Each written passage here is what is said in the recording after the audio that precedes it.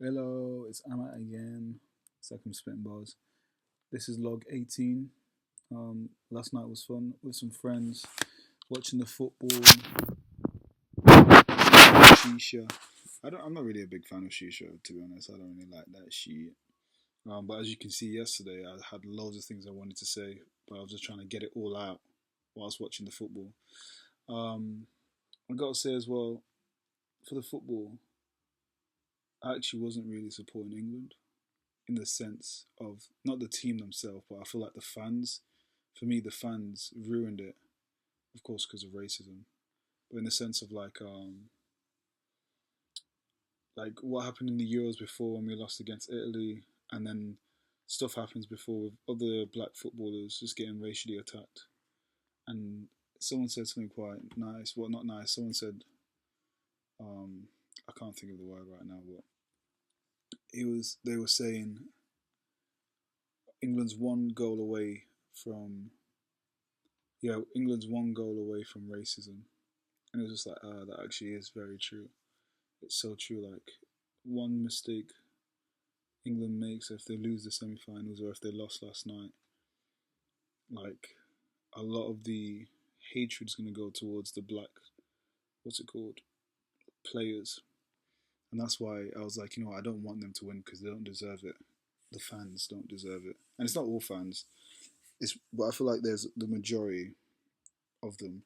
Like, even if you watch certain games, like there was a game with Rashford was playing, and he hadn't scored yet, and it was a tough game for them all. And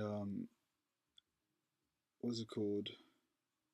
It got to a point that English fans started to boo Rashford every time he got the ball because he made a mistake earlier on in the game, and it's just like, there you go again. When you got a majority of the other teams, like if you watch the Norwegian team, they're literally cheering for every player every single time. A lot of the teams cheer for their players every single time, even if the players are losing, they're cheering for their players every single time.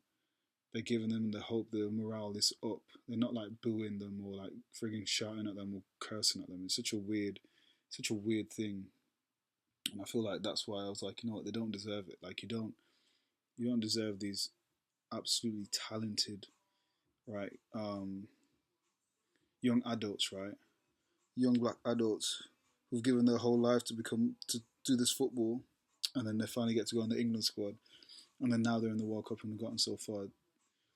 You don't deserve these people who you will hate after one miss or one conceding of a goal. You will despise them, you'll spit on them, you'll racially abuse them, you'll literally threaten them and their family.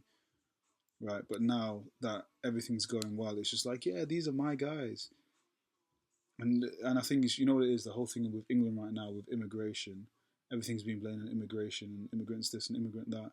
And then you look at the football team, it's full of immigrants. So it's just like the irony in itself. It's just like, come on now, mate. But watching that game last night,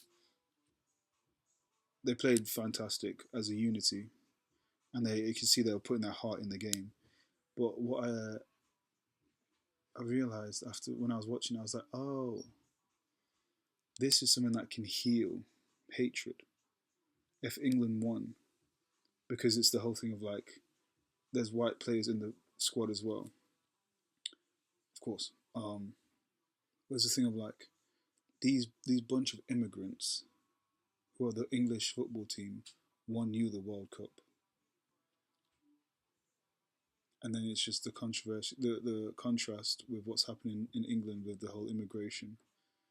So I think maybe this can help or lead towards something new. And it's like f the government, f reform, not even f, fuck reform and fuck the government, right? I want to keep talking about immigrants, this and immigrants that, um, and the people that brought you back the World Cup are a bunch of immigrants. So I do want to see that. Plus the players deserve it, man. The players deserve it so much. Like they've put so much heart and energy into it, and that's my bad. I hold my hand up and say that's my bad because I wasn't really supporting the team because of the whole what the fans did, but that's unfair on the players when they dedicate everything to it. They give their whole life to it. So I own up to my mistake and be like, I'm sorry for that, man. But come on, England. Um, I need to learn more Danish for my daughter. I had a little. I was tidying up my room and packing some stuff because me and my wife are moving, and I was like thinking of my daughter, and I was like, oh, I'm like, you really need to learn more Danish.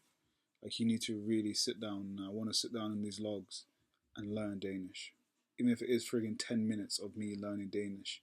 I might not even speak to you guys. Well, speak to myself or do a log. That is the log. It doesn't matter. Me learning Danish, me learning French, me learning these things, me doing things that I need to do to progress and help my life to move forward, right?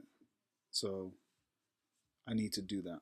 And the reason I'm doing this log is because I don't know what time I'm coming back home, and I don't want to get home and like try and rush because I've got work tomorrow and all that kind of stuff. So yeah, that's where I'm at right now. I need to get a new mic because this mic is shit. It's broken. It sounds awful. So I'm gonna have to get like a mic adapter to plug it in, and then yeah, whatever. So yeah, that's the end of the log. So peace.